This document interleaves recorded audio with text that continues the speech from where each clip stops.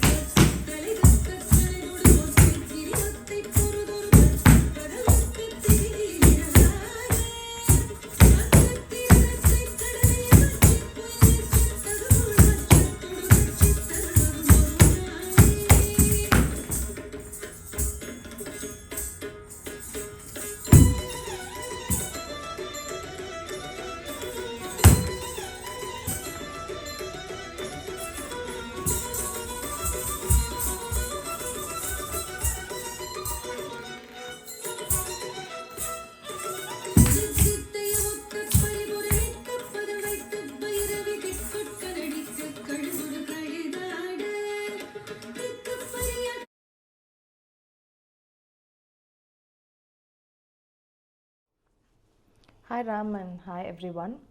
So Ram, I was reading this chapter on Angaharam and I had some notes and questions. So I thought I'll talk to you. Can you explain the concepts of Angaharam in Bharatanatyam? So the Angahara itself that you asked as a question is a pretty fascinating one. These are series of movements which involve the neck, the head, the waist, the hands and the legs, and these movements give it a continuity or the fluidity of movement as you see a Bharatanatyam dance. Wow, that's interesting. And what I understand is this becomes a foundation for a choreography as well, right? Can you elaborate more on this? These are actually, like you said, building blocks, and you can arrange them in countless ways to see if, in case, they can be made more beautiful or meaningful. So the rechekas, and we'll basically talk about the pieces as you go into the next of the, because there's too much in the Angaharas that we can talk about. So in short, this is the set of building blocks to make the dance look beautiful and fluid, like we just spoke about.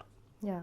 So I also in the book I came across an essay by Abhilash Rajendran titled Angahara: Movements of Hands and Feet in Dance, which is created by Lord Shiva. So it also mentions that Angaharas are the movements of hands and feet in a set of pattern, right? And their origin is attributed to Lord Shiva. Is that true? To a large extent, see, as far as anything which is Smriti and Shruti is basically passed on by what we have heard. Angaharas are graceful movements, which Bharata Muni is supposed to have mentioned that Tandu, who is a disciple of Shiva, learned this technique from Shiva and then taught it to Sage Bharata. And Sanghar Deva, who also refers to Angahara as the body movements of Shiva and describes it with a garland of beautiful moves. And there are multiple names for this. There is a Pendidana and stuff like that. So ask more and we can talk. Okay. And Abhinava Gupta, right, also defines Angahara as a process of moving limbs gracefully from one place to another, right? And we have seen it on the stage while the dancers are dancing. And it is all because it is loved and practiced by Shiva, the shadow of his name is incorporated in the term Angahara. So, what is your thought about it? Oh, in fact, I think I've explained a few more things on that. So if you look at Angaharas itself, right, it's a combination of a select group of karanas. So karanas, as we see in the chapter on the karanas itself that we have dedicated, it's not just stills, but it's actually a movement of time captured for that particular moment to just represent the karana. So this is supposed to blend very seamlessly so that the movement of the dancer can slip from the first position to the second one, and that piece is the whole techniques of Angaharas. Wow. And we've seen how these dancers achieve the smooth blending of movements on the stage, right? So how do you think they do that? So when you're observing a dancer, there are multiple parts of the dancer that you basically see. Right. You see the hastas, Yeah. you see the waist movements, you see the leg positioning, you see the shoulders that they move around with it. Yeah. So there are different names that basically talk about how the rechekas. So there are 4 rechekas. The one which is used by the feet, that's the pada. The waist, which is called the kati. The neck, which is the griva. And the hands, which is the hastas. So these modulate primarily the karanas or Angaharas. So this is now how karanas are basically being relabeled as Angaharas, primarily because it's a combination of these 4. Wow, that's very enlightening. Thanks, Ram. Thanks for so much of details. And readers, please do read this chapter to understand more on Angaharam. My readers, yes. We'll basically talk more when we come back for the next video. Sure. Yeah. Thanks, Ram.